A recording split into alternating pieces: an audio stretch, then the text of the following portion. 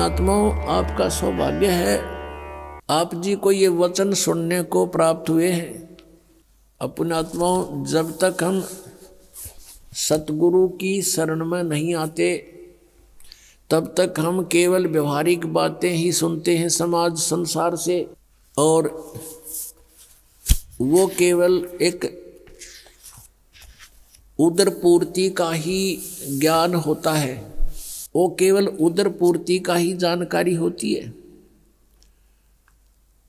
वो परमात्म ज्ञान नहीं, आत्म ज्ञान नहीं।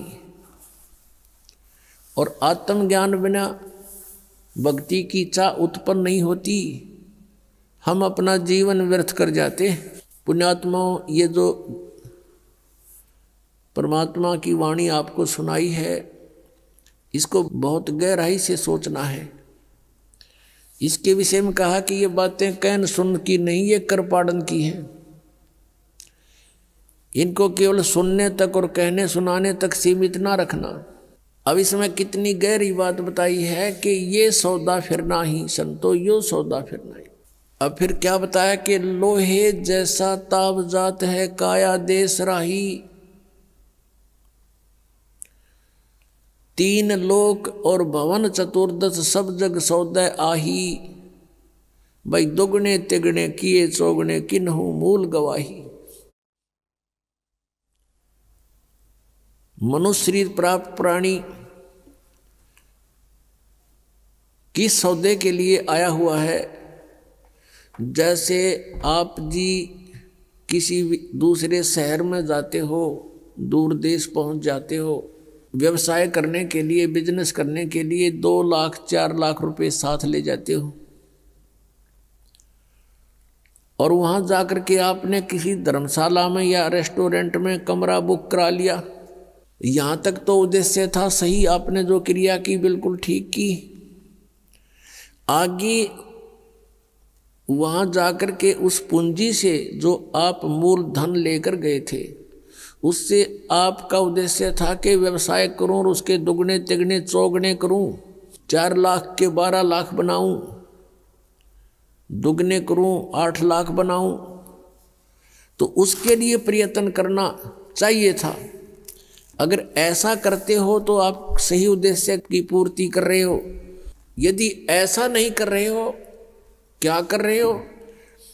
जैसे 4 लाख रुपये कोई लेकर गया, रेस्टोरेंट में कमरा बुक करा लिया और खावे पीवे सो जावे, घुट्टी लावे, फिल्म देखे, बढ़िया माल खावे और सो जावे, सारा दिन इधर उधर सैर सपट्टे करता रहे, तो उसकी जो मूल पूंजी थी वो नाश हो रही है, प्रतिदिन घट रही है।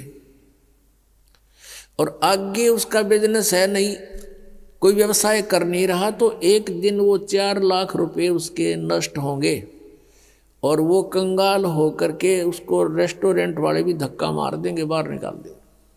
वो निर्धन हो गया, वो कंगाल हो गया। उस पूंजी से उसने दुगने तिगने करने थे, चौगने करने थे, तो वो सेठ बनता, साहूकार कहलाता। आप जी यहाँ आए हो श्वास रूपी पूंजी लेकर, मनुष्य जीवन के जो श्वास है, इसकी बहुत कीमत है। परमात्मा कबीर साहब जी कहते हैं, कहता हूँ कई जात हूँ, कहूँ बजा के ढोल, और श्वास जो खाली जात है भाई 3 लोक का मोल। एक मनुष्य जीवन के श्वास की इतनी कीमत है। 3 लोक, पृथ्वी लोक, स्वर्गलोक और पाताल लोक, इतना इनकी कीमत भी इतना कीमत है, इनके बराबर इसकी कीमत समझ लो एक श्वास की। और हम इसका सदुपयोग ना करके दुरुपयोग कर रहे हैं, तो इतनी पूंजी हम बर्बाद कर रहे हैं।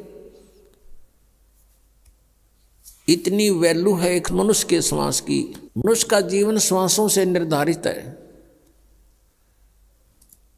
और हम इसका सदुपयोग ना करके कितना व्यर्थ कर रहे हैं। तो क्या बताते हैं, ये सौदा करना था, अपने श्वासों की जो सिमरण करना था, जिह्वा से भी जाप करना था, परमात्मा का नाम रटना था। ऐसा ना करके हम इसका दुरुपयोग कर रहे हैं। तो कहते हैं, लोहे जैसा ताव जात है काया देश राही,